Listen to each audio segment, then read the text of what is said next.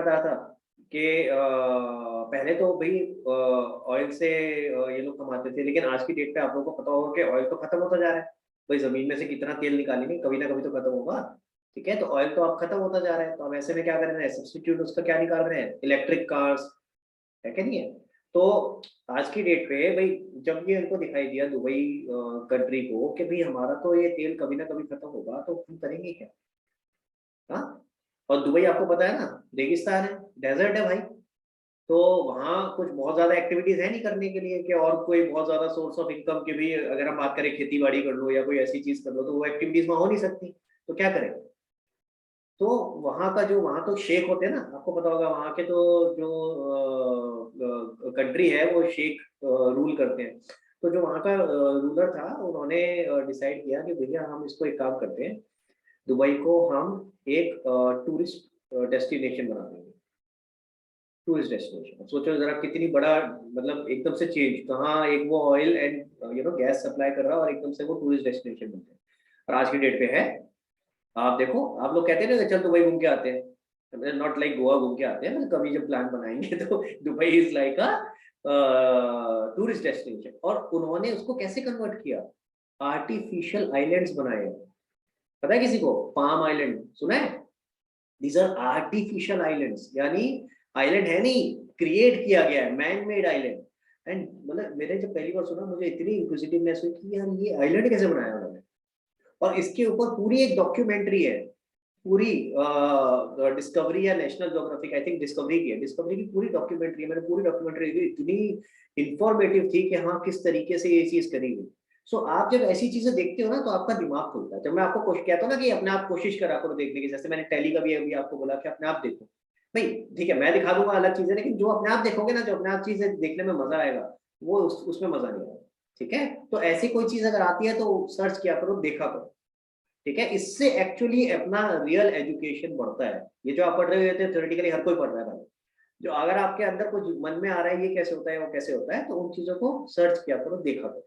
Clear है guys, समझ में आई बात। वापस आते हैं, तो नॉन इम्पैक्ट प्रिंटर, मैं किसी से पूछ रहा था नॉन इम्पैक्ट प्रिंटर यानी लेजर प्रिंटर किस तरह से काम करता है, एनीबॉडी नोस, पता है किसी को, जल्दी से बताओ, नहीं तो फिर आगे आगे चलेंगे, फिर मैं बताऊंगा। किसी को नहीं पता, नोबडी नोस। तो फिर एक काम करो, देखना पड़ेगा, सर्च करके देखो, मैं नहीं बताऊंगा। अरे यार किसी को तो पता होना चाहिए, ऐसे तो नहीं यार, कोई आइडिया नहीं है, नोबडी। निशाद पता है कुछ, कोई आइडिया, लेजर प्रिंटर कैसे काम करता है। हाँ परीक्षा। नो, मे बी वो बीम निकलती है हल्का हल्का, जैसे जलाने को कह सकते हैं आप, तो वो कि वैसे कागज वो को जला देती इम्प्रेशन है, दे जाता है। कागज को जला। नहीं, नॉट जला देती है, नहीं, जलाना इज नॉट द वर्ड, फिर बट लाइक वो इम्प्रेशन दे जाती है। ओके, सो मैं थोड़ा, आपने तो कुछ हद तक सही बोला, मैं समझा देता हूँ होता क्या है। लेकिन अगेन टेक्निकल चीज है थोड़ी सी, जब आप देखोगे समझोगे तो आप थोड़ा उस पे गूगल करके देखना, यूट्यूब पे देखना, उसके वीडियोस मिल जाएंगे कैसे काम करता है। तो होता क्या है, जो आपने बोला परीक्षा, होता यही है कि लेजर बीम जो होती है, जहां जहां जैसे ए बी सी का जो एक पिक्चर बनी हुई है ना, ए ऐसे बनेगा ना, तो ये वाला जो स्पेस है, इस पे लेजर बीम ऐसा हीट क्रिएट करेगी, हीट। ठीक है, तो ऐसे जहां पूरे पेज पे जहां जहां पे इंप्रेशन देना है वहां पे वो हीट क्रिएट करेगी। और कार्बन होता है, कार्बन समझते हो, आपको अगर पता हो लेजर प्रिंटर में कार्बन डलता है। ठीक है, पाउडर होता है एक तरह का पाउडर। ठीक है, तो वो पाउडर उस पेज के ऊपर आ जाता है, और जहां हीट क्रिएटेड होती है वो सिर्फ वहीं चिपकता है। तो ऑटोमेटिकली आपका पेपर के ऊपर प्रिंट आ जाता है। आप कभी नोटिस करना, कभी लेजर प्रिंटर से जैसे प्रिंट निकल के आता है ना, उस पर ऐसे लाइन मार के देखना, छूट जाएगा। कभी आप अगर फोटो कॉपी कराने जाते हो, आपने फोटो कॉपी कराई होगी, फोटो कॉपी में जैसी फोटो कॉपी निकल के आती है गरम गरम, उस पर ऐसे हाथ लगा के देखना, छूट जाएगा। क्यों छूटेगा, वो इसीलिए तो है क्योंकि वो ठंडा नहीं हुआ है अभी, आपने उसमें पहले हाथ लगा दिया। एक बार ठंडा हो जाएगा तो फिर उसके बाद नहीं छूटेगा। क्लियर हो गई मेरी बात। तो इस तरीके से होता है। तो इसमें इम्पैक्ट तो कहीं नहीं आया ना, कोई निडल तो स्ट्राइक नहीं कर रही, इसलिए इसको बोलते हैं नॉन इम्पैक्ट। ठीक है, चलो आगे चलते हैं। सॉफ्टवेयर, भाई सर सॉफ्टवेयर, हाँ जी, किसकी आवाज आई। सर हाँ निशा। सर इसमें जैसे लिखा है कि these are printers in which the head of the printer does not touch the paper, तो उसका क्या मतलब हुआ? वही तो बता रहा हूँ कि हेड ऑफ द पेपर जो उसमें से जो हेड होता है जिसमें से आपकी इंक निकलती है। ठीक है, तो आपके जो इम्पैक्ट प्रिंटर होता है उसमें से निडल निडल निकलती है, निडल उसमें टच मारती है पेपर पे, तो जाके आपका प्रिंट होता है। अब इसमें तो क्या है, प्रिंट जो पेपर है उसके ऊपर कोई हेड टच नहीं कर रहा है, तो उसमें क्या हो रहा है, सीधा लेजर बीम आ रही है, लेजर बीम से ही जहां जहां पे प्रिंट होना है वहां पे वो एरिया को हीट कर देता है और उसके ऊपर कार्बन आ जाता है, तो उसकी वजह से आपका पेपर पे प्रिंट आ जाता है। क्लियर? तो इसमें कुछ कोई भी हेड जो है वो उस पर टच नहीं कर रहा ना, कोई भी कंप्यूटर का जो जैसे दूसरे केसेस में तो क्या होता है, एक ऐसे हेड होता है जिसके अंदर नीडल्स होती है जो टच करता है। ठीक है, क्लियर? हाँ जी, सॉफ्टवेयर पे आते हैं भाई। सॉफ्टवेयर कितने तरीके के हैं देखो जरा, टोटल 3 तरह के सॉफ्टवेयर है। हालांकि मैंने क्रॉस किया हुआ है क्योंकि सीबीएसई के हिसाब से ये वाला पार्ट शायद आपके कोर्स में नहीं है, बट स्टिल समझ लेते हैं, कोई बुराई नहीं है। तो एक तो होता है ऑपरेटिंग सॉफ्टवेयर, जो मेन सॉफ्टवेयर होता है भाई, जैसे हार्डवेयर में क्या होता है, मम्मी बोर्ड है ना, मदर बोर्ड, ऐसे ही सॉफ्टवेयर में सबका बाप ऑपरेटिंग सॉफ्टवेयर। भाई अगर ऑपरेटिंग सॉफ्टवेयर नहीं होगा तो उसके बिना आप कोई और सॉफ्टवेयर कंप्यूटर पे रन ही नहीं कर पाओगे। तो एक तरह से operating software is the main soul of the क्या बोलते हैं, कंप्यूटर सिस्टम। सोल इसलिए बोल रहा हूँ क्योंकि जैसे सोल दिखाई नहीं देती ऐसी सॉफ्टवेयर दिखाई नहीं देता भाई, अंदर इनबिल्ट है। क्लियर हो भाई, समझ में आ गई बात? तो हमारे सिस्टम में, आपके सिस्टम में कौन सा ऑपरेटिंग सॉफ्टवेयर डाला हुआ है, शगुन पता है कौन सा ऑपरेटिंग सॉफ्टवेयर डाला हुआ है? नो सर, नहीं पता। हाँ कौन बताएगा, ईशा आपको पता है? Sir Windows. विंडोज। हम विंडो विंडो करते रहते हैं, हमारे में विंडो 2000, 2010, 2021, अब तो पता नहीं कौन सा चल रहा है, मुझे भी नहीं पता। तो जो ये हमारे 12। हाँ मैं ये बता रहा हूँ, ये जो हमारे कंप्यूटर जो चलता है ना, तो सबसे पहले एक बेसिक सॉफ्टवेयर डलता है कंप्यूटर के अंदर जिसको बोलते हैं Windows. Again Windows is one of the software, सिर्फ ये नहीं कि विंडोज पे ही चल सकता है, और भी होते हैं, लाइनेक्स सुना ही नहीं होगा, और कौन सा होता है परीक्षा? उबुंटू। कौन सा? उबुंटू। उबुंटू, अरे मेरे को भी नहीं पता था, चलो नया ऐड हो गया मेरी नॉलेज में। पर बहुत सारे होते हैं भाई, ऑपरेटिंग सॉफ्टवेयर भी बहुत सारे होते हैं, पर लेकिन क्योंकि विंडोज एक इतना पुराना सॉफ्टवेयर है, वही मैगी वाला कॉन्सेप्ट कि इतना पुराना सॉफ्टवेयर और इतना ज्यादा वाइड स्प्रेड है कि आज की डेट में उसको कोई कंपटीशन ही नहीं दे पाया है। हाँ लेकिन अभी भी और भी पता करोगे तो और भी चलते हैं, लेकिन मार्केट में इतने चलते नहीं, पॉपुलर यही है विंडोज। ठीक है, तो ऑपरेटिंग सॉफ्टवेयर हो गया जो मेन सॉफ्टवेयर है। तो जब भी आपका कंप्यूटर सिस्टम तैयार होता है तो सबसे पहले इसमें विंडोज डाला जाता है, ऑपरेटिंग सॉफ्टवेयर डाला जाता है। ठीक है, ऑपरेटिंग सॉफ्टवेयर डालने के बाद फिर आप और सॉफ्टवेयर ऐड करते हो, जैसे मैंने बोला वर्ड, एक्सेल।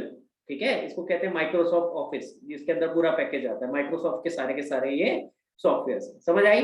तो सबसे मेन जो सॉफ्टवेयर जो पूरे सिस्टम को रन करता है that is called operating software. ठीक है, यूटिलिटी सॉफ्टवेयर क्या है? यूटिलिटी सॉफ्टवेयर होता है which provides support to the operating software, ताकि उसमें बाकी सॉफ्टवेयर भी रन कर सके। ठीक है, अब ये सॉफ्टवेयर के बारे में आपको नहीं पता होगा, मेरे को भी नहीं पता, क्योंकि ये ऐसे सॉफ्टवेयर होते हैं जो इनबिल्ट होते हैं, हमें पता ही नहीं है। जब सिस्टम आता है हमारे पास ऑलरेडी होते हैं, क्या होते हैं? Disk storage, disk fragmentation, disk checker, disk cleaner, ये सारे के सारे इंटरनली अलग अलग फंक्शंस करते हैं कंप्यूटर सिस्टम में। आपको एक पता होगा, डिस्क क्लीनर, ये तो यूज किया होगा आपने। डिस्क क्लियर क्या होता है? अगर आपका मेमोरी फुल हो जाती है, बहुत ज्यादा आपका डेटा सेव हो गया उसके अंदर, तो उसमें आता है डिस्क क्लीनर से आप इसको, जो आपकी बेकार की चीजें हैं उनको एलिमिनेट कर सकते हो। वो डिस्क क्लीनर आपको हाईलाइट करके देता है, ये तो मोबाइल में भी होता है अगर आपने करा होगा डिस्क क्लीनर।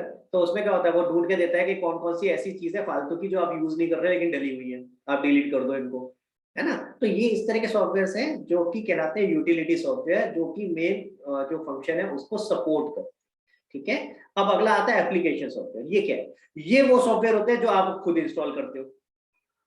जब आप सिस्टम ले आते हो उसके बाद क्या होता है, कई बार अरे यार गेम खेलते हैं, है? तो गेम की सीडी लेके आते हैं। याद करो हमारे टाइम पे हम लेके आते थे, मैं अपने टाइम का बता रहा हूँ, ब्रायन लारा क्रिकेट बहुत खेला है मैंने। हाँ, तो अपने टाइम पे किसी ने खेला, किसी ने और खेला हुआ परीक्षा?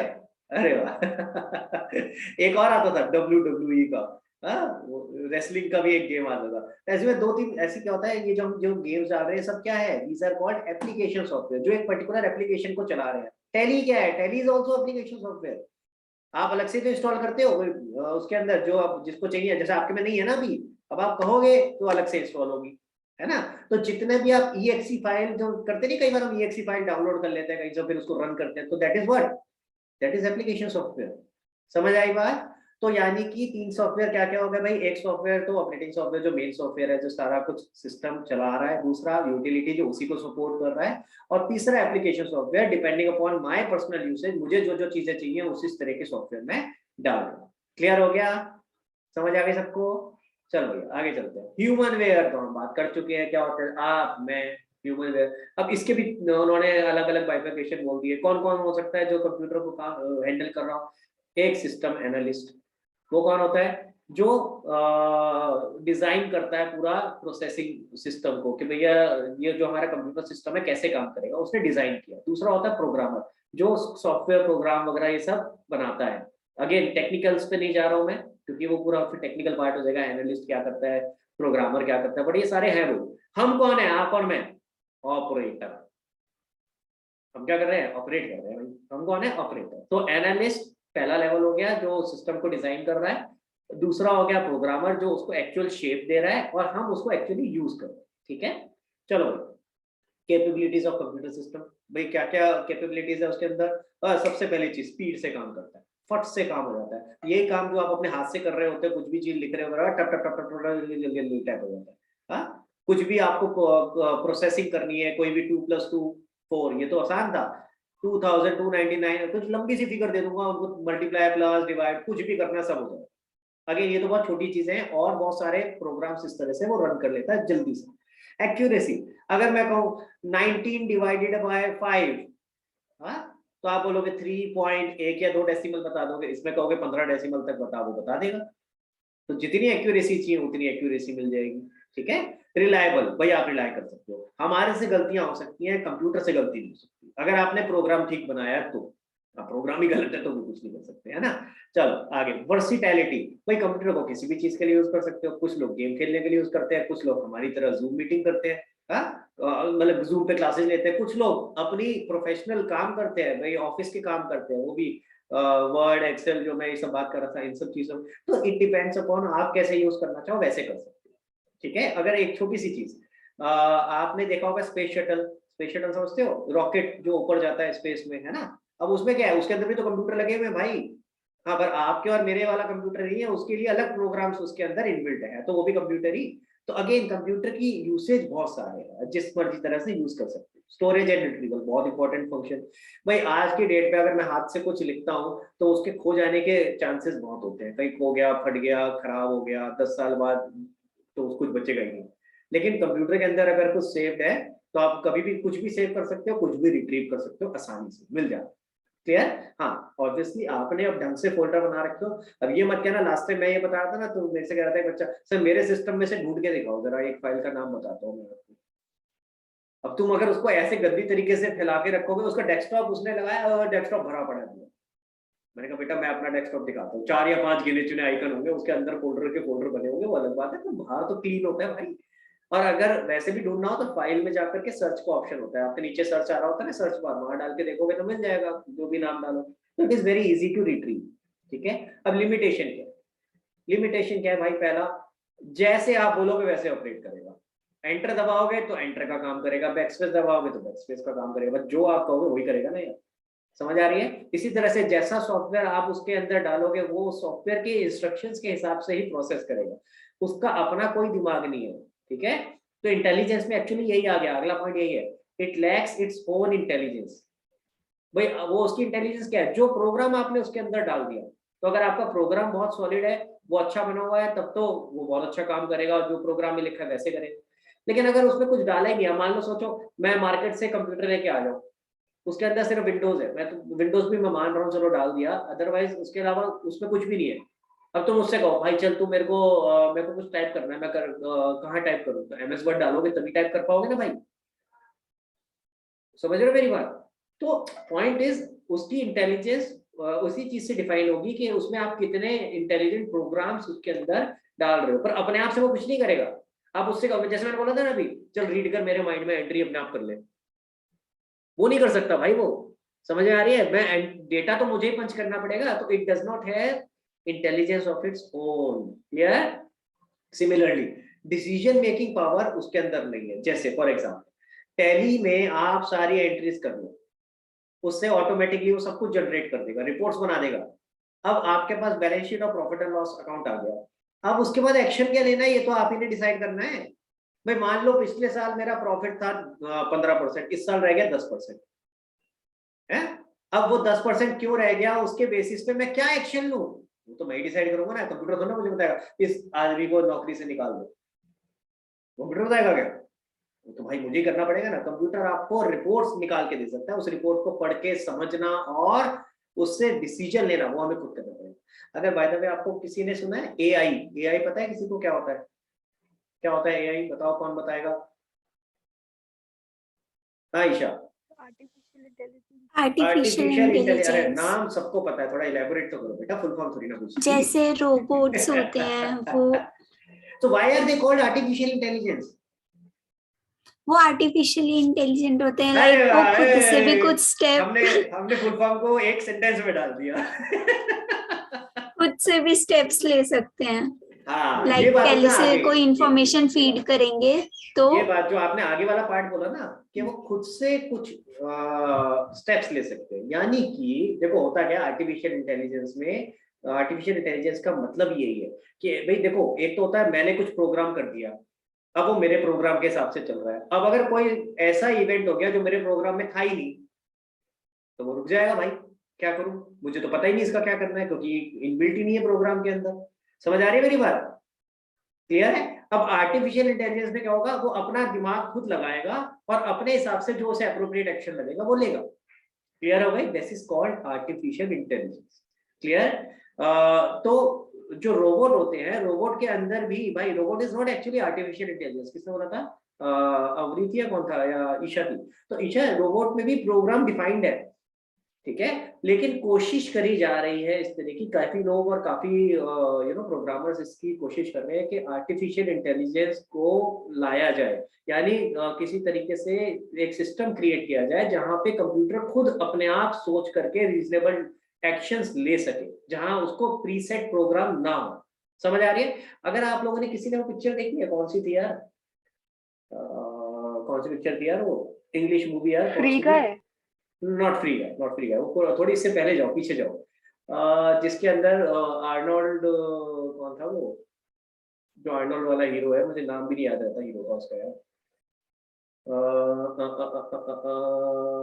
याद नहीं आ रही बिल्कुल इस समय कौन सी वाली मूवी थी। अच्छा चलो हिंदी मूवी पे आ जाते हैं। रोबोट देखी है रजनीकांत की? रोबोट देखी है ना रजनीकांत की? तो वो जो रोबोट में उसने रोबोट बनाने की कोशिश करी थी, वो रोबोट आर्टिफिशियल इंटेलिजेंस था। यानी वो अपने आप सोच रहा है, अपने आप समझ रहा है, अपने आप एक्शन ले रहा है।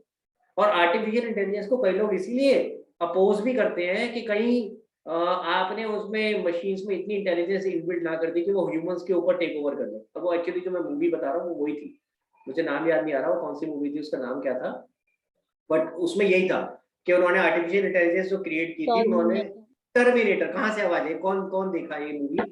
निशाद, हाँ टर्मिनेटर। अरे टर्मिनेटर के बड़े सारे पार्ट्स आ गए हैं यार, 2-3 टर्मिनेटर, साल्वेशन, पता नहीं क्या क्या आ गया। तो उसके अंदर था ये कि उन्होंने एक कंप्यूटर सिस्टम बनाया which has its own thinking capacity, that is why it is called artificial intelligence. But हाँ ये अभी तक चीजें इन प्रोसेस है, मूवीज में ही है, अदरवाइज सब चल रहा है। चलो भाई आगे आ जाते जल्दी से, बड़ा मजा आ रहा है ना ये इधर उधर की बातें करने में, तो थोड़ा सा वापस आ जाते हैं टॉपिक पे। इंफॉर्मेशन सिस्टम, मैंने आपको 2 वर्ड्स बोले थे, डेटा और इंफॉर्मेशन। याद करो जब हम शुरू कर रहे थे चैप्टर, हमने कहा था कंप्यूटर क्या है, जो डेटा को इंफॉर्मेशन में कन्वर्ट करता है, ठीक है, clear? That is called computer, a system which converts data into information. क्या फर्क होता है डेटा और इंफॉर्मेशन में? डेटा होता है रॉ, यानी उसका यूज नहीं है जब तक उसको आप किसी एक पर्टिकुलर फॉर्मेट में, एक पर्टिकुलर रिपोर्ट में डालो। आप उसको एक तरीके से अलाइन करोगे, जैसे हम बैलेंस शीट और P&L पढ़ेंगे तो पढ़ सकते हैं, लेकिन अगर कोई मेरे सामने जनरल एंट्री रख दे, ये पढ़ लो भैया 10,000 जनरल एंट्री, इससे मीनिंग निकाल लो, क्या निकालूंगा यार मैं 10,000 जनरल एंट्री पढ़ के? उसको समराइज करूंगा, पहले अपने लेजर वेजर बनाऊंगा, लेजर से ट्रायल, जब मेरे सामने P&L और वो आएगा बैलेंस शीट, उसको देख करके मैं बता सकता हूँ कि पूरे साल में क्या किया, कैसा रहा, पूरा साल नहीं रहा, है ना? तो रॉ डेटा को जब आप कन्वर्ट कर लेते हो यूजफुल डेटा में, तो दैट इज कॉल्ड इंफॉर्मेशन। समझ आ गई बात? क्लियर हो गया? तो डेटा और इंफॉर्मेशन समझ में आया। इंफॉर्मेशन सिस्टम क्या है? बड़ा सा, जैसे ईशा बोल रही थी, एक ऐसा सिस्टम जो डेटा को इंफॉर्मेशन में कन्वर्ट करता है, that is called information system. ठीक है ना ईशा? अरे यही होता है भाई। ईशा कहाँ चली गई थी यार, कैमरा ऑन ऑफ मत किया कर यार। हाँ समझ सर नेट स्लो है। अरे मुझे अच्छा लगता है तुम लोगों की शक्लें दिखती है तो। क्लियर होगा भाई? तो इंफॉर्मेशन सिस्टम एक्चुअली यही है कि जो एक ऐसा सिस्टम जो आप जो भी डेटा है उसको कन्वर्ट करेगा इंफॉर्मेशन में, यूजफुल इंफॉर्मेशन में, ठीक है। और तो इसमें ये देखो लिखा सेट ऑफ कंपोनेंट्स, वो सारा कुछ मिला करके, तो कंप्यूटर सिस्टम के अंदर भी एक तरह से है क्या, वो भी तो एक तरह का इंफॉर्मेशन सिस्टम ही है, ठीक है। हाँ जी, तो computer system is a part of this information system. अब देखो एक क्या कहलाता है MIS, मैनेजमेंट इंफॉर्मेशन सिस्टम। अब ये क्या है? अब ये थोड़ी ऐसे ऐसे नाम शुरू हो गए हैं जो आपने शायद नहीं सुने हो या कम सुने होंगे, ठीक है। ये मैनेजमेंट इंफॉर्मेशन सिस्टम क्या है? अब ये सिर्फ कंप्यूटर सिस्टम तक लिमिटेड नहीं है भाई, ये बात ध्यान से समझना। Now it is not only restricted to computer system. तो कंप्यूटर्स का हमने थोड़ा सा समझ लिया। अब ये ओवरऑल हम एनवायरनमेंट, एक ओवरऑल सिस्टम की बात कर रहे हैं जिसमें कंपनी ऑपरेट करती है। आपको कंपनी के डिपार्टमेंट्स पता है बाय द वे? कंपनी में क्या क्या डिपार्टमेंट होते हैं? कोई भी अगर गेस करना चाहे, कोई बताना चाहे, बिना हैंड रेस करे बता सकता है, बताओ। Financing, finance, marketing, sales, marketing, sales और Human resource. Banking, human resource में। देखो एक बार जरा देखिए जरा क्या क्या होता है भाई। फाइनेंस, मार्केटिंग, बोलो आगे बोलो। HR, HR is human management, resource. Management के ही तो मैं पार्ट पूछ रहा हूँ कि क्या क्या मैनेजमेंट किस किस चीज, किस किस डिपार्टमेंट्स को Sales. हैंडल करती है। सेल्स और बैंकिंग, Analytical. बैंकिंग फाइनेंस में आ जाएगा बेटा। बैंकिंग का जो काम होगा वो सारा फाइनेंस। एक होता है अकाउंटिंग, जो काम सीख रहे हो वही डिपार्टमेंट को उड़ा दिया तुमने, है ना। प्रोडक्शन, हे भगवान, प्रोडक्शन या मैन्युफैक्चरिंग डिपार्टमेंट, ठीक है। तो देखो अगर मोटा मोटा किसी भी कंपनी की बात करें तो ये सारे डिपार्टमेंट्स होते हैं। थोड़ा सा हल्का सा आइडिया दे रहा हूँ आपको, आगे भी काम आएगा। देखो तो फाइनेंस डिपार्टमेंट का काम होता है पैसा, फाइनेंस या ट्रेजरी भी बोलते हैं इसको, ट्रेजरी डिपार्टमेंट, ठीक है। क्लियर हो गया? तो यानी इसका काम क्या होता है कि पैसा कहाँ से आएगा, कहाँ लगाना है, हाँ, और क्या टैक्स लगेंगे, वो सारा जो पैसे से रिलेटेड सारा मुद्दा है, पैसा कहाँ से आएगा, कहाँ लगेगा, कहाँ जाएगा, ये सारा फाइनेंस डिपार्टमेंट हैंडल करता है, ठीक है। क्लियर हो गया? मार्केटिंग का क्या होता है काम? मार्केटिंग और सेल्स एक तरह से इसी में ही होता है। सेल्स वाला और मार्केटिंग वाला एक ही डिपार्टमेंट होता है। तो उसका काम क्या होता है कि सेल्स को कैसे बढ़ाया जाए, किस तरह के एडवर्टीजमेंट्स करे जाए, क्या और प्रमोशंस, क्या ऑफर्स निकाले जाए, ठीक है, कि किस तरह से ये सारे काम हो, वो मार्केटिंग और सेल्स वाला डिपार्टमेंट होता है। HR होता है किसको हायर करना है, किसको नहीं करना है, क्या पॉलिसीज बनानी है कंपनी की, वो सारा HR करता है, ह्यूमन रिसोर्स। अकाउंटिंग होता है एंट्री करने वाला डिपार्टमेंट, जो एंट्री करता है भाई, बैलेंस शीट बनाता है, प्रॉफिट एंड लॉस अकाउंट बनाता है, सिर्फ एंट्री नहीं करता, ये सारे काम भी करता है, ठीक है। मैन्युफैक्चरिंग जो प्रोडक्शन को देखता है, मैन्युफैक्चरिंग या प्रोडक्शन डिपार्टमेंट, ठीक है। भाई जो ये फैक्ट्री पे होता है, फैक्ट्री वाला डिपार्टमेंट हो गया एक तरह से, जो पूरा सारा फैक्ट्री का काम संभालता है। तो मोटा मोटा समझ में आया? क्लियर हो गया? ठीक है। अब MIS क्या होता है? MIS जरा पढ़ते हैं एक बार क्या लिखा है। It is a planned system of collecting, processing, storing and disseminating data in the form of information required to carry out the functions of management. कुछ समझ नहीं आया? आसान भाषा में समझाता हूँ। भाई इतने सारे फंक्शंस हैं मैनेजमेंट के, treasury, marketing, HR, accounting, manufacturing, है ना। इन सारे फंक्शंस को ढंग से कैरी आउट करने के लिए होगा क्या, आप इन सारे डिपार्टमेंट से कहोगे भैया मेरे को ये रिपोर्ट, ये रिपोर्ट, ये रिपोर्ट, ये रिपोर्ट दो। हर डिपार्टमेंट की अलग अलग रिपोर्ट आएगी। समझ आ रही है मेरी बात? क्लियर है? तो वो जब रिपोर्ट आएगी तो रिपोर्ट एक तरह से क्या, रिपोर्ट इज इंफॉर्मेशन। आपने डेटा को एक पर्टिकुलर फॉर्मेट में एक आसान तरीके से इस तरह से डाला ताकि सामने वाले को पढ़ के समझ में। क्लियर हुआ? ठीक है। तो वो सारी डेटा जो जब वो सारी रिपोर्ट्स आपकी इन अलग अलग डिपार्टमेंट से मैनेजमेंट के पास आएगी तो management will be able to take decisions. ये जो पूरा सिस्टम है जिसमें सारे डिपार्टमेंट्स एक प्रॉपर तरीके से कोऑर्डिनेटेड है और वो जो आपको रिपोर्ट जनरेट करके दे रहे हैं, this is called management information system. So don't think कि हम किसी कंप्यूटर की बात कर रहे हैं, मैं ओवरऑल पूरे डिपार्टमेंट्स की बात कर रहा हूँ। समझ में आई मेरी बात? क्लियर हुआ? हाँ जी परीक्षा, समझ आया नहीं आया? नहीं, एक बार रिपीट करिए। मैं दोबारा बताता हूँ। तेरे स्कूल में प्रिंसिपल है, प्रिंसिपल को कोई डिसीजन लेना है तो वो क्या करेगी? टीचर्स की कमेटी टाइप, टीचर्स की कमेटी बनी हुई होगी या टीचर से राय लेगी, है ना। और उसमें भी क्या होगा, मान लो कोई सब्जेक्ट है, एक सब्जेक्ट की हो सकता है 2-3 टीचर हो तो उसमें एक मेन टीचर होगी, है ना। तो इसी तरीके से उसको वो एक तरह से डिपार्टमेंट हो गया आपका। समझ में आ रही है मेरी बात? तो जब आप वो इंटरनली एक सिस्टम बना हुआ है ना वहां भी, तो भाई ऐसे थोड़ी ना एक प्रिंसिपल एक दिन उठेगी सुबह, आज मन कर रहा है हम छुट्टी ले लेते हैं, या आज मन कर रहा है मैं ना ड्रेस कोड चेंज कर देती हूँ आज से, ऐसा थोड़ी ना होता यार। So one has to follow a system. एक सबसे इंफॉर्मेशन जो ली जाएगी वो सारे जो एक प्रॉपर तरीके से कमिटी बनी हुई है जो उनसे आपसे सजेशंस लिए जाएंगे, है ना। तो अलग अलग कमिटीज बनी हुई, उनसे सबसे पूछा जाएगा कि बताओ भैया, आप बताओ आपके हिसाब से क्या है, क्या है, क्या प्रॉब्लम है, क्या नहीं। तो वही चीज यहाँ पे भी होती है। तो इस पूरे सिस्टम को क्या कहते हैं, इंफॉर्मेशन सिस्टम। और क्योंकि ये मैनेजमेंट को असिस्ट कर रहा है इसलिए इसको क्या कहते हैं, मैनेजमेंट इंफॉर्मेशन सिस्टम। ये मैनेजमेंट ने क्रिएट किया हुआ है to provide information to them so that they can take actions against different scenarios. Clear हो गई बात, समझ में आया भाई, क्लियर हुआ सबको। तो MIS समझ आ गया। MIS मैनेजमेंट इंफॉर्मेशन सिस्टम एक ऐसा इंफॉर्मेशन सिस्टम है जो मैनेजमेंट को असिस्ट कर रहा है इन टेकिंग डिसीजंस। अब सुना जरा, ये जो अकाउंटिंग वाला डिपार्टमेंट है ये भी तो इसी के अंदर है कि नहीं है, ठीक है। अब अगर अकाउंटिंग की ही बात करें, सिर्फ अकाउंटिंग पे फोकस करें, तो अकाउंटिंग वाले डिपार्टमेंट ने अपना एक सिस्टम बना रखा होगा। कौन कैश बुक में कौन कैश बुक हैंडल कर रहा है, कौन सेल्स बुक हैंडल कर रहा है, कौन परचेज बुक। याद करो जर्नल के डिवीजन किए थे ना हमने, है ना। तो अगेन ये तो सिर्फ अकाउंट एंट्री का हो गया। एंट्री के बाद और भी बहुत सारी चीजें होंगी। जब रिपोर्ट्स बन के आएंगी तो उनको किस तरीके से शेप में, रिपोर्ट की शेप में दिखाना है, जो भी आपकी बैलेंस शीट P&L आएगी। अभी आप 12th में जाके सीखोगे comparative statement, common size statement, ratio analysis. Accounting खत्म नहीं हो जाती यहाँ पे, आगे भी होगी ना, उसको एनालाइज कैसे करना है, तो वो सारा काम भी तो कोई करेगा। तो अकाउंटिंग के डिपार्टमेंट में भी काम डिवाइडेड होगा सब लोगों के पास कि भाई तू ये कर रहा है, तू ये कर रहा है, तू वो कर रहा है। अगेन उस सिस्टम को मिलाएंगे तो क्या बोलेगा, इंफॉर्मेशन सिस्टम। कौन सा, अकाउंटिंग इंफॉर्मेशन सिस्टम। समझ आई बात। तो एक तरह से मैनेजमेंट इंफॉर्मेशन सिस्टम क्या हो गया, ब्रॉडर टर्म हो गई, जिसके अंदर ये सारे सिस्टम हो गए, finance, marketing, HR, sales, accounting, manufacturing. हाँ, और उसी का एक छोटा पार्ट हो गया कौन सा, अकाउंटिंग इंफॉर्मेशन सिस्टम, जो अकाउंटिंग से रिलेटेड इंफॉर्मेशन मैनेजमेंट को। आई बात समझ में। तो MIS और AIS में फर्क समझ आया। MIS is management information system, broader term, ठीक है, जो सारे डिपार्टमेंट्स से इंफॉर्मेशन ले रहा है। और AIS यानी अकाउंटिंग इंफॉर्मेशन सिस्टम क्या हो गया, उसी का एक सब पार्ट होता है जो सिर्फ अकाउंटिंग से ही रिलेट करता है। क्लियर हुआ गाइस, ठीक है।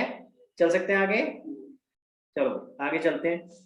देखो नीचे आ गया AIS, सब सिस्टम ऑफ MIS। हो गया कि नहीं हो गया, ठीक है, क्लियर। वही बात जो मैंने अभी बताई। अब ये वाली चीज जो आगे लिखी है, पीपल, प्रोसीजर, डेटा, वो ये सब कंपोनेंट्स बताए हुए हैं कि क्या क्या होता है उसके अंदर। लोग होंगे ऑब्वियसली, कोई भी सिस्टम बनेगा तो उसके अंदर लोग तो होंगे ही होंगे। कुछ प्रोसीजर्स होंगे, एक सेट पॉलिसी प्रोसीजर होगा कि आपको इस तरीके से फॉलो करना है। भाई सिस्टम तो तभी बनेगा ना जब आपके सेट प्रोसीजर्स होंगे कि हाँ भाई तू ये काम करेगा, तू ये काम करेगा, तू ये काम करेगा, ये रिपोर्ट का पैटर्न रहेगा। तो कुछ प्रोसीजर होगा, कुछ डेटा निकल के आएगा जिसको हमें उन रिपोर्ट्स में डालना होगा, ठीक है। आप कुछ टेक्नोलॉजी यूज कर रहे होंगे, जैसे मैंने बोला अकाउंटिंग के लिए हम टैली, बिजी, कुछ ये टेक्नोलॉजी यूज कर रहे हैं। और कुछ कंट्रोल्स होंगे कि किस तरीके से हमें किसके पास कितनी पावर है, कौन किसको डायरेक्ट करेगा, तू ये काम कर, तू ये काम। क्लियर हुआ। तो ये सब मिल करके क्या कहलाएगा, अकाउंटिंग इंफॉर्मेशन सिस्टम, ठीक है। देखो आपके सामने, देखो जरा एक बार, मैंने आपको अभी ऊपर लिखे थे ना कुछ, मैंने मैनेजमेंट इंफॉर्मेशन सिस्टम में कितने सारी चीजें थी, फाइनेंस, अकाउंटिंग, HR, देखो वही सारे छोटे छोटे सिस्टम बन गए उसमें। अकाउंटिंग का अलग हो गया, अकाउंटिंग इंफॉर्मेशन सिस्टम। मैन्युफैक्चरिंग का अलग हो गया, ह्यूमन रिसोर्स का अलग हो गया, ह्यूमन रिसोर्स इंफॉर्मेशन सिस्टम। इसी तरह मार्केटिंग का हो गया। तो इसी तरह आपके ये क्या हो गया, एक तरह से MIS is a broader term, और उसके अंदर ये जितने भी छोटे छोटे फंक्शंस थे उन सबका अलग एक सिस्टम चलेगा, उसका अलग नाम हो जाएगा। क्लियर हो गया, वो सब सिस्टम हो गए। क्लियर है गाइस, चलें आगे। ओके, अब ये अकाउंटिंग रिपोर्ट्स की बात कर रहा है, खत्म ही होने वाला है बेटा, बस 5 मिनट और खत्म हो जाएगा ये। अब ये कह रहा है अकाउंटिंग सिस्टम में जब AIS की बात करते हैं, अकाउंटिंग इंफॉर्मेशन सिस्टम, और वो कैसी कैसी रिपोर्ट्स जनरेट करता है। भाई हमने अल्टीमेटली इंफॉर्मेशन चाहिए ना, इंफॉर्मेशन तो रिपोर्ट्स की फॉर्म में ही आएगी। तो कैसी कैसी रिपोर्ट्स होती है, तो देखो पहली रिपोर्ट है डेटर रिपोर्ट। डेटर रिपोर्ट के अंदर पता चलता है हमें कंपनी को कि भैया कितने डेटर ऐसे हैं, लेट्स से हम जानना चाहते हैं कि जो 2 महीने पुराने, कितने ऐसे हैं जो 6 महीने पुराने, कितने ऐसे हैं जो 1 साल पुराने, और कितने ऐसे हैं जो 1 से भी ज्यादा साल पुराने। समझ में आ रही है मेरी बात, क्लियर हो गया। यानी हम अगर इस तरह की इंफॉर्मेशन चाहते हैं एक रिपोर्ट की फॉर्म में, तो उसे क्या बोलेंगे, डेटर रिपोर्ट। इससे फायदा क्या होगा, मुझे पता रहेगा कि इन लोगों के पीछे कितनी तेजी से भागना है। जो लोग अभी 2 महीने पुराने वो चलो इनसे तो पैसे आ जाएंगे, अभी जो लोग 1 साल से पैसा लेके बैठे, क्यों भाई पैसा क्यों नहीं आ रहा है यहाँ से, क्या कर रहे हो तुम, इसके अगेंस्ट क्या एक्शन ले रहे हो। आ रही मेरी बात समझ में। मैनेजमेंट ये इसी तरह से तो देखेगा, क्लियर। तो सिर्फ बैलेंस शीट और P&L रिपोर्ट नहीं होती, ये तो होती है, ये तो है ही। इसके अलावा और बहुत सारे रिपोर्ट्स बनती हैं अकाउंटिंग में भी, जो हेल्प करती है मैनेजमेंट को अलग अलग तरह के डिसीजंस लेने। ठीक है, जैसे अगर मान लो उनको पता चला कि यार काफी पैसा फंसा हुआ है, काफी लोग ऐसे हैं जो 1-1 साल तक पैसा नहीं दे रहे, तो कहीं ना कहीं तो प्रॉब्लम है ना यार हमारी रिकवरी में। हमारी पॉलिसी प्रोसीजर्स को चेंज करना पड़ेगा भाई, डेटर से रिलेटेड जो पॉलिसी प्रोसीजर्स है हमें उसको चेंज करना पड़ेगा ताकि हमारा पैसा रिकवर हो ढंग से। ठीक है, तो these are reports which help them to take this decision. जैसे डेटर रिपोर्ट थी ऐसी क्रेडिटर रिपोर्ट होगी। इसी तरीके से और रूटीन रिपोर्ट कैसे हो सकती है, bank reconciliation is also a report by the way. भाई ये भी तो एक आप रिपोर्ट निकाल के दे रहे होते हो कि हमारे एंड में किस तरीके का जो बैंक बैलेंस और कैश बैलेंस है उसमें क्या क्या फर्क आ रहा है। ठीक है, इसी तरह इन्वेंट्री रिपोर्ट हो सकती है कि किसी भी टाइम पे मैं अगर देखना चाहूँ कि भाई मेरा वर्क इन प्रोग्रेस कितना है, कितना स्टॉक मेंटेन हो रहा है अलग अलग फॉर्म में, रॉ मटेरियल कितना, वर्क इन प्रोग्रेस कितना, फिनिश गुड्स कितना, है ना। तो इस तरह के रिपोर्ट्स हो सकते हैं, उनको बोलेंगे इन्वेंट्री रिपोर्ट। इसके अलावा एक्सेप्शन रिपोर्ट हो सकती है। एक्सेप्शन रिपोर्ट हो सकता है जिसमें हम कोई एक्सेप्शनल आइटम के लिए बोला जाए कि हम कहें कि भैया बताओ, फॉर एग्जांपल अभी कोविड चल रहा था जैसे, तो कोविड से रिलेटेड हम बोले कि भाई कोविड के सिनेरियो में आपके प्रॉफिट्स कैसे रहे, या नॉट प्रॉफिट एग्जैक्टली कि क्या उससे कोविड से रिलेटेड क्या क्या एक्सपेंसेस हुए, किस किस महीने में कितना कितना खर्चा आया। तो these are called exceptional report. इसी तरह से ये तो मैं अकाउंटिंग का बोल रहा हूँ, ह्यूमन रिसोर्स से रिलेटेड भी और क्या हो सकती है कि आपने कितने महीने घर से काम किया, कितने महीने बाहर से ऑफिस आके काम किया। हाँ, these kind of reports are called exceptional reports. ठीक है, फाइनेंशियल स्टेटमेंट ये तो हम बना ही रहे भाई, आप क्वार्टरली या एनुअली जो भी अपनी बैलेंस शीट P&L बना रहे हो, these are called financial statement. और भी बहुत तरह के रिपोर्ट्स बन सकते हैं डिपेंडिंग अपॉन आपको क्या डेटा चाहिए, मैनेजमेंट को क्या डेटा चाहिए, उस तरह से रिपोर्ट बनाई जा सकती है, डेटा को उस स्ट्रक्चर में डाला जा सकता है। समझ आई बात, क्लियर हुआ गाइस। ठीक है, अब बात आती है ऑटोमेशन की। ये जो अकाउंटिंग प्रोसेस है, जो अभी हम टैली वैली की बात कर रहे हैं, ये तो ये सब ये क्या है, ये ऑटोमेट कर दिया ना हमने सिर्फ एंट्री मार दिया, सब ऑटोमेटिकली बन जाएगा, सिर्फ पहला स्टेप करना है। तो उसी के लिए बताया गया है कि जब ऑटोमेशन किया जाता है तो क्या क्या चीजों का ध्यान रखा जाता है और उसके लिए किस तरह के सॉफ्टवेयर आ सकते हैं। मैं ये वाला पार्ट स्किप कर रहा हूँ, ये सिंपल है कि भाई आप ऑटोमेट करोगे तो पहले प्लान करोगे कि आपको किस तरह के सॉफ्टवेयर की जरूरत है, वो सारी चीजें। ये वाला मैं पार्ट स्किप कर रहा हूँ, मैं जरा नीचे वाले पार्ट पे आ रहा हूँ जो इम्पोर्टेंट है। भाई ये रहा अकाउंटिंग सॉफ्टवेयर, ये वाला पार्ट समझते हैं कि अकाउंटिंग में कितने तरह के सॉफ्टवेयर हो सकते हैं। भाई हम टैली की बात करें तो एक सॉफ्टवेयर है, बड़े सारे तरह के हो सकते हैं। अब सॉफ्टवेयर ब्रॉडली 3 तरह के हो सकते हैं, ब्रॉडली अगर हम बात करें तो 3 तरह के। क्या क्या, पहला रेडीमेड सॉफ्टवेयर। रेडीमेड सॉफ्टवेयर क्या है, बना बनाया सॉफ्टवेयर मार्केट से ले लिया, हमें कुछ करने की जरूरत नहीं है। समझ आ रही है मेरी बात। अगर आप टैली की बात करोगे तो tally is a readymade software, मुझे किसी को कोई प्रोग्रामर रखने की जरूरत थोड़ा पड़ी, मेरे लिए सॉफ्टवेयर बना, मैं तेरे को बताता हूँ मुझे क्या चाहिए, नहीं। भैया क्या बना बनाया ले लिया, और उसके फायदे क्या होते हैं, सस्ता मिलता है सबसे पहली चीज। भाई बना बनाया है, एक सेट चीजें डिफाइंड है, सब कुछ है, मुझे ज्यादा दिमाग मारने की जरूरत नहीं है, मैं अपनी एंट्री करूंगा, अपने उसमें काम करूंगा, काम हो जाएगा, मुझे और कुछ ज्यादा दिमाग मारने की जरूरत नहीं। तो सबसे पहली चीज क्या है, फायदा क्या होता है रेडीमेड सॉफ्टवेयर का, इकोनॉमिकल है, सस्ता है। दूसरा, रेडीली अवेलेबल है, मार्केट जाऊंगा चाहिए मेरे को अकाउंटिंग का सॉफ्टवेयर, ला भाई टैली दे डाला, खत्म, आज से अकाउंटिंग शुरू। वरना अगर मैं किसी से बनवाने बैठूंगा तो वो तो बहुत टाइम लगा देगा बनाने में, अगर किसी को आइडिया हो सॉफ्टवेयर बनाने में तो बहुत टाइम लग जाता है भाई। पहले मैं उसको समझाऊंगा, पहला प्रोसेस है बैठ भाई मेरे को क्या चाहिए मैं समझाऊंगा, और ये समझाने का प्रोसेस एक बार नहीं होता भाई। पहले आपको पता है ना कि मैं आपको समझा रहा हूँ, आप सोचो एक बार में समझ आ जाता है क्या, भाई जरूरी नहीं है ना कि मेरे दिमाग में क्या है, मैं क्या चाह रहा हूँ एक बार मैं सही से समझा भी पा रहा हूँ कि नहीं। This becomes to and fro process, क्या आप बार बार उसके साथ सिटिंग करते हो, नहीं यार तूने ये जो बनाया ये नहीं चाहिए, ये चाहिए, तो it is a very long process. ठीक है, तो अगर ये इसका सबसे बड़ा फायदा यार बना बनाया सॉफ्टवेयर लाए, काम शुरू आज से। ठीक है, अगले पे आते हैं। और मैं अगर किसी प्रोग्रामर को रखूंगा तो पता नहीं कितना एक्सपीरियंस होगा। ये तो जो सॉफ्टवेयर बड़े बड़े सॉफ्टवेयर है, ये तो अच्छे अच्छे प्रोग्रामर्स बना रहे हैं, तो ऑब्वियसली इन्होंने काफी हद तक चीजें सारी कवर कर रखी होती है। ठीक है, इनमें ज्यादा कुछ मेंटेनेंस वगैरह की भी जरूरत नहीं है, क्योंकि ऑब्वियसली इन्होंने सॉफ्टवेयर इस तरह से बना रखा है कि कोई भी यूज कर सके, जनरल इन नेचर।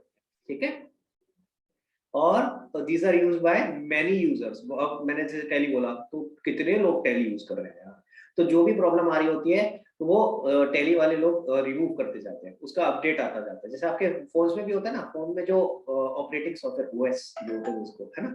अब ये धीरे कई बार बीच बीच में आता नहीं है ऑपरेटिंग सॉफ्टवेयर अपडेट करना है। वो अपडेट क्या होता है कि उसमें कुछ टेक्निकल ग्लिचेस आ रही होती है, कुछ प्रॉब्लम आ रही होती है, तो बैक एंड से वो लोग उसका अपडेट भेजते हैं कि भैया वो ग्लिचेस दूर हो जाए। समझ आ रहा है? क्लियर? अब अगर सोचो मैं अपना सॉफ्टवेयर खुद बनवा रहा हूँ, तो उसके ग्लिचेस के लिए भी फिर मैं उसको बुलाऊंगा, भाई आ जरा इसको दूर कर, क्या करना है। तो हर चीज का पैसा भी बहुत लगेगा, टाइम भी लगेगा, सब चीजें बहुत ज्यादा एक्सपेंसिव हो गए, है ना। तो आगे चलते हैं। तो ये हो गया रेडीमेड सॉफ्टवेयर के फायदे। नुकसान क्या है? नुकसान ये है भैया जैसा सॉफ्टवेयर सामने से खरीदा वो वैसे ही रहेगा, आप उसमें ज्यादा चेंजेस नहीं कर सकते। ठीक है। अब मैं पर्सनलाइज करके रिपोर्ट चाहता हूँ, मैं चाहता हूँ ये जो हेडिंग लिखी है ना, ये सेंटर में ना आके लेफ्ट में आए, राइट में आए। अरे भैया उसमें ऑप्शन होगा तो ठीक है मिल जाएगा, नहीं होगा तो नहीं मिलेगा, फिर तो जैसा है वैसे ही मिलेगा ना। समझ आ रही है बात? क्लियर है? तो जो उसमें ऑप्शंस हैं वो वैसे ही ऑप्शंस आप यूज कर सकते हो, आप उसमें ज्यादा छेड़खानी नहीं कर सकते। कुछ ऑप्शंस हो सकता है वो दे दें, कुछ ऑप्शंस जो ऑप्शन नहीं दिए आप उनमें उतना चेंजेस नहीं कर सकते। क्लियर? तो पहला समझ आया, इसको क्या बोलते हैं? इसको बोलते हैं रेडीमेड सॉफ्टवेयर या ऑफ द शेल्फ सॉफ्टवेयर, यानी बस शेल्फ से उठा के लेके आ गए बने बनाया सॉफ्टवेयर। दूसरा होता है कस्टमाइज सॉफ्टवेयर। कस्टमाइज सॉफ्टवेयर क्या होता है? जिसमें आप थोड़े बहुत चेंजेस कर सकते हो। ठीक है। तो कोई सॉफ्टवेयर आपने खरीदा, उसमें वो अलाउ करता है कि आप कुछ ऑप्शंस वो देता है कि आप ये चेंजेस कर सकते हो अपने हिसाब से, इसमें जो भी थोड़ा बहुत चेंज करना है, फॉर्मेट्स में, रिपोर्ट्स में चेंज करना है, वो आप कर सकते हो। That is called customize software. यानी एक तरह से ये बीच का रास्ता हो गया कि आपका रेडीमेड भी नहीं है पूरी तरीके से, और पूरी तरह से आप खुद भी नहीं बनवा रहे। रेडीमेड है लेकिन थोड़ा बहुत इसमें कस्टमाइजेशन का ऑप्शन है, थोड़े बहुत चेंजेस करने का ऑप्शन है। ठीक। टेलर मेड सॉफ्टवेयर क्या होता है? अपनी इच्छा से बनवाना, मैं अपने हिसाब से बनवाना चाहता हूँ, उसको बोलते हैं टेलर मेड सॉफ्टवेयर। ठीक है। अगर मान लो मैं चाहूँ, अरे मैं अपने हिसाब से रिपोर्ट्स चाहता हूँ, अपने हिसाब से चाहता हूँ मेरी स्क्रीन पे कैसा दिखाई दे, हर चीज मैं अपने हिसाब से चाहता हूँ, तो भाई फिर किसी प्रोफेशनल को बुलाओ, प्रोग्रामर को, वो बैठ करके तुम्हारे साथ टाइम लगाएगा, बनाएगा और खूब सारे पैसे लेके जाएगा। ऑब्वियसली पैसे तो लगेंगे ना, वो फ्री में थोड़ी ना काम करेगा, और काफी टाइम इन्वेस्ट होता है कोई भी सॉफ्टवेयर बनाने में, तो ऑब्वियसली पैसे भी ज्यादा लगते हैं। तो नॉर्मली होता क्या भाई, ये जो टेलर मेड सॉफ्टवेयर है, ये कोई बनवाता होगा क्या? बताओ, टेलर मेड सॉफ्टवेयर बनवाता होगा कोई? हाँ जी, बनवाता है। अगर ये नहीं बनवाएगा तो जो प्रोग्रामर्स बैठे हैं उनका काम कैसे चलेगा? पर लेकिन हम जैसे लोग नहीं बनवाएंगे, आप, मैं, छोटे लोग। हाँ, कौन बनवाता है ये? बड़ी बड़ी कंपनियां, जैसे रिलायंस, टाटा, बड़ी कंपनियां है यार ये। ठीक है। ये अगर किसी प्रोग्रामर को हायर भी करेंगे तो इतना खर्चा नहीं है उनके लिए। समझ आ रहा है? तो वो अपने हिसाब से अपने क्या नाम है, सॉफ्टवेयर बनवा सकते हैं। क्लियर हुआ? समझ आया? ठीक। मैं आपको एक छोटा सा एग्जांपल और देता हूँ कस्टमाइज सॉफ्टवेयर का। मैं जब जुबिलेंट में था, जुबिलेंट जानते हो? पता है जुबिलेंट? बताया था मैंने शायद पहले भी, नहीं यार। डोमिनोज जानते हो? Domino's is a very small subsidiary of Jubilant. हाँ, मैंने आपको भी याद आ रहा होगा थोड़ा सा। जुबिलेंट फार्मास्यूटिकल कंपनी मैंने बताई थी जो ड्रग्स में डील करती है। ड्रग्स सुन के बड़ा मजा आता है ना, कुछ पता नहीं क्या काम करते हैं सर है। तो जो ड्रग्स का मतलब होता है रॉ, क्या बोलते हैं, जो आपके केमिकल्स या जो आपके जो दवाइयों में जो रॉ मटेरियल यूज होता है उसको बोलते हैं ड्रग्स। ठीक है। तो जो रॉ इनमें ड्रग्स में डील करती है वो कंपनी एक्चुअली जुबिलेंट। ठीक है। Pharmaceutical company. तो जब मैं वहां काम करता था तो वहां पे सॉफ्टवेयर यूज होता था, उसका नाम था Baan, BAAN, BAAN। So that was what? Customized software. मैं थोड़ा सा एग्जांपल दे रहा हूँ आपको ताकि समझ में आए। तो उसके था तो वो बना बनाया सॉफ्टवेयर, लेकिन उसके अंदर कई सारी जगहों पे फ्लेक्सिबिलिटी थी, वो अलाउ करता था आप इसमें कुछ चीजें चेंज करना चाहते हो तो कर सकते हो। फॉर एग्जांपल कुछ शॉर्टकट्स भी चेंज करना चाहते हो, कीज, शॉर्टकट कीज जैसे आप अपने हिसाब से यूज करना चाहो तो आप वो शॉर्टकट कीज वहां पे डिफाइन कर दो, कौन से कीज का यूज क्या होगा, सॉफ्टवेयर उसी हिसाब से मॉडिफाई हो जाएगा। समझ आ रहा है? क्लियर? तो मैं थोड़ा सा एग्जांपल दे रहा था। अब जो और बड़ी कंपनीज होती है जो चाहती नहीं हम तो सारा कुछ सॉफ्टवेयर अपने हिसाब से बनवाना चाहते हैं, एक और